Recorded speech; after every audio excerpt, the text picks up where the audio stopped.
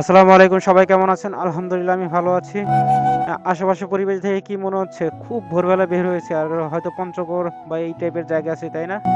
বিষয়টা আসলে ওইরকম না। আমি এখন আছি ঢাকার উত্তরাতে বিআরটিএ র‍্যাপিড ট্রানজিটের উপরে। আর এখন বাজে হচ্ছে সকাল 8:30। আর এই সকাল 8:30 তে আজকে ঢাকাতে এত কুয়াশা, এত ঠান্ডা। আর এই ঠান্ডার মধ্যে বের হওয়ার একটাই কারণ হচ্ছে আজকে 8:30 বাজে একটা ইউনিভার্সিটিতে ক্লাস আছে। এই ক্লাসে অ্যাটেন্ড করতে হবে। কারণ হচ্ছে আমার অ্যাটেন্ডেন্স এমনিই কমে গেছে। 60% অ্যাটেন্ডেন্স না হলে পরীক্ষায় বসতে দেবে না। কিচ্ছু করার নেই, তাই কষ্ট করেই কুয়াশার মধ্যে ঠান্ডার মধ্যেই বের হয়েছি ইউনিভার্সিটির উদ্দেশ্যে। দেখেন বাসগুলা কিভাবে পার্কিং করে, কিভাবে দাঁড়ায় যাত্রী নেওয়ার জন্য। যাই হোক, যেটা বলছিলাম, এখন এই ঠান্ডার মধ্যেই কষ্ট করে ভার্সিটি যেতে হবে শুধুমাত্র অ্যাটেন্ডেন্স কাউন্ট করার জন্য। কুয়াশার জন্য চারিদিকে একদম সাদা ধবধবে হয়ে গেছে। কিছু কিছু গাড়ি তো দেখেন অলরেডি হেডলাইট জ্বালাই দিচ্ছে, হেডলাইট জ্বালিয়ে চালাইতেছে প্রাইভেট কারগুলো। যারা এই ঠান্ডার মধ্যে বাইক রাইড করতেছে তারাই আসলে বুঝতেছে যে কি অবস্থা। যাই হোক, দেখে শুনে পার হইতে হবে, কারণ গাড়ির কাছও দেখি ঘোলা হয়ে গেছে, ড্রাইভারও খুব বেশি ভালোভাবে দেখতে পারতেছে না, তাই একটু সাবধানে চালাইতে হবে।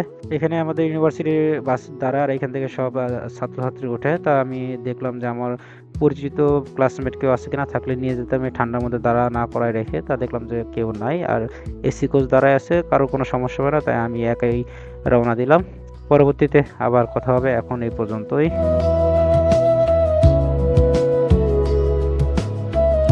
ম্যামের সাথে চা খাইতে যাইতেছি, যদি একটা ভিডিও না থাকে তাহলে কেমন হয়?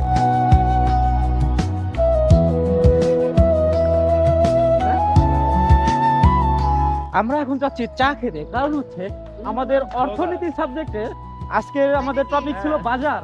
তাই আমরা বাজার তদারকিতে বের হয়েছি, চার দোকানের বাজার। ও সরি, না না, একচেটিয়া বাজার। এখন আমরা লক্ষ্য করি যে হ্যাঁ, আমরা লক্ষ্য করি অনেক ক্ষেত্রে চার দোকানে একচেটিয়া, যে 10 টাকা কাপ চাই খাইতে হবে, 8 টাকা দেওয়া যাবে না।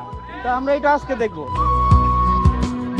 আজকে সকালবেলা একটা ক্লাসই ছিল, আর কোনো ক্লাস নেই, তাই ক্লাস শেষ করে আমরা সবাই ম্যামকে সাথে করে নিয়ে বের হলাম। আমরা চা খাবো, কারণ হচ্ছে আজকে ক্লাস করার পরে একটু সময় হাতে থেকে গিয়েছিল, তাই আমরা সবাই ম্যামকে রিকোয়েস্ট করলাম, ম্যাম চলেন আমরা সবাই একসাথে চা খাই। এবং আমাদের সুইট ম্যাম রাজি হয়েছেন আমাদের সাথে চা খাওয়ার জন্য, এবং তাকে সাথে করে নিয়ে আমরা এখন চার দোকানে চা খাবো, একটু হালকা আড্ডা দিব। আমাদের ইউনিভার্সিটির যতগুলো টিচার আছে, যতগুলো স্যার আছে, ম্যাম আছে, সবাই হচ্ছে অত্যন্ত আন্তরিক। আর বিশেষ করে সরকার ও রাজনীতি বিভাগের যেই টিচারগুলো আছে, যেই টিচার যারা আছেন, তারা খুবই আন্তরিক এবং খুবই বন্ধুত্বসুলভ। তা আমরা খুবই আর কি গ্রেটফুল, আমরা খুবই আর কি ভাগ্যবান যে এরকম একটা ডিপার্টমেন্টে আছে, যেখানে সবগুলো টিচারই হচ্ছে খুবই বন্ধুসুলভ এবং বন্ধুত্বপূর্ণ আচরণ করে। তা আজকে আমরা ম্যামের সাথে চা খাবো, অন্যদিন হয়তো অন্য কোনো টিচারের সাথে চা খাবো। আমার ব্যাচে আমার যত ক্লাসমেট আছে সবাই আমার বয়সে অনেক জুনিয়র, কিন্তু আমি যখন তাদের সাথে বসে আড্ডা দিই তখন আমি তাদের একজন হয়ে যাই। শান্ত, এই খরা শীতের মধ্যে চায়ের দোকানে তোমার কেমন লাগছে? যদি লাগতেছে ভাই, তো চা খেতে তোমার কেমন লাগবে? এটা তো ভালো লাগে, ভালো লাগবে। হয় নাকি দাদা? এই যে একজন মুখ ঢেকে বসে আছে। প্রচুর শীত। কনকনে এই শীতে জম্পেশ আড্ডার মাঝখানে এই কাকা আমাদের জন্য গরুর দুধের গরম গরম ধোয়াটা চা নিয়ে হাজির। এই গরম গরুর দুধের চায়ে চুমুক দিয়ে আড্ডাটাকে আমরা আরেকটু সামনে এগিয়ে নিয়ে যাব। আর কিছু খাদক আছে, তারা অলরেডি খাওয়া দাওয়া শুরু করে দিচ্ছে, সামনে রুটি কেক যা পাচ্ছে সব খাচ্ছে। কারাকারি করো না, সবাই বইবা। না, দুধ চাই খাওয়াই।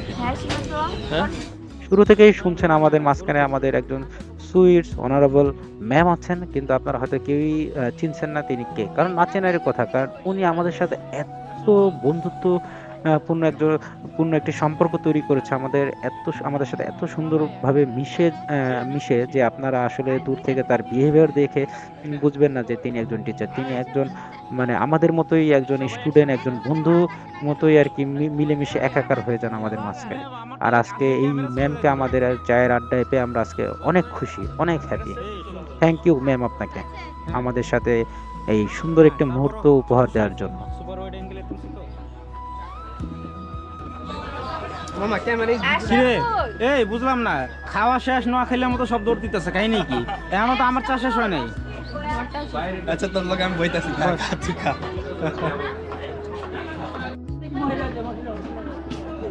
বাবা ওইটাছে না বুঝছেন, আপনি ওই দুইজনে যেভাবে সুন্দরভাবে ডাকছেন আমাকে তো সুন্দরভাবে ডাকেন না। না না সুন্দর মতো ডাকেন না, এই যে দুইজনে যে সুন্দর করে ডাকছেন, এই যে সবগুলা খাদক বাসাতে খাই আসে না, এই জায়গায় খালি মানে খালি খাই খাই খাই খাই করে। এই যে এই একটা আছে, এত সকালে মানুষ খাইতে পারে, আর আমার বাসায় সবাই ঘুমাইতেছে, আমি আইছি। ভিডিওর মধ্যে তো আপনি চলে এসেছেন, আপনি দয়া করে আপনি একটু অনুমতি দিয়ে দেন। অনুমতি দেওয়ার কিছু নেই, ভিডিওটা আমার কাছে পাঠিয়ে দিব, আমি এডিট করে দিব। তো আপনি অ্যাপ্রুভ দিবেন তারপরে আমি এডিট করে দিব। ভুলটা করছো, আমার সিনগুলো এখানে কাট আমি টাইম মেইনটেইন করতে পারি না, তাহলে আমি দুইটা লিখি। মাননীয় ক্লাসমেট, আমি কি আপনার অনুমতি সাপেক্ষে আমাদের সকলের যে ব্লগটা করেছি ম্যাডাম সহকারে, এটা কি ছাড়তে পারি? যদি না ছাড়ি তাহলে ম্যাডাম একটু মানে মনে কষ্ট হবে, কারণ আমার মুখে স্টিকার দিয়ে, আপনার এত সুন্দর মুখে আমি স্টিকার মেরে দিব।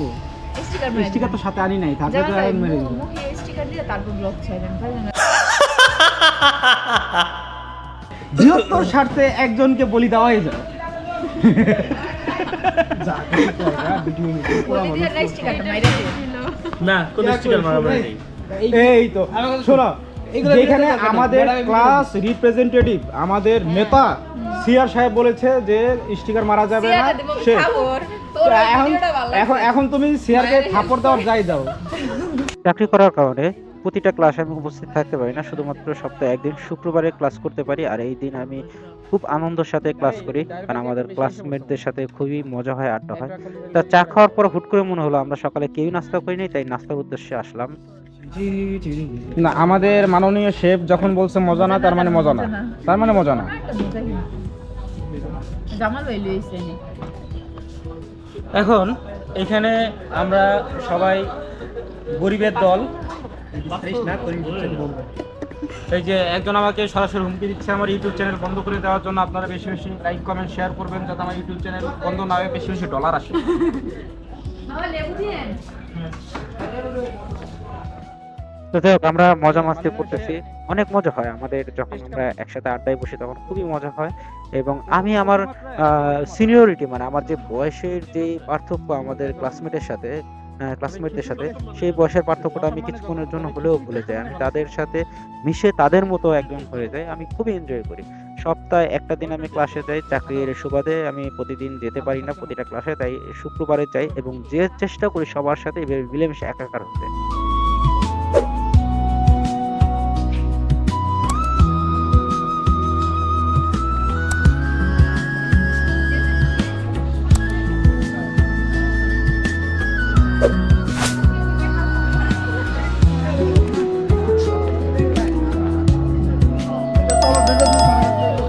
যাই হোক, সকালবেলা এই কষ্টে ক্লাস শেষ করলাম। এই শীতের মধ্যে সকালবেলা বাইক চালায় আসাটা খুবই কষ্ট ছিল। শেষ করলাম, শেষ করে এখন বাসার উদ্দেশ্যে যাচ্ছি। আজকের মতো ভার্সিটি থেকে বিদায়, টাটা, আল্লাহ হাফেজ।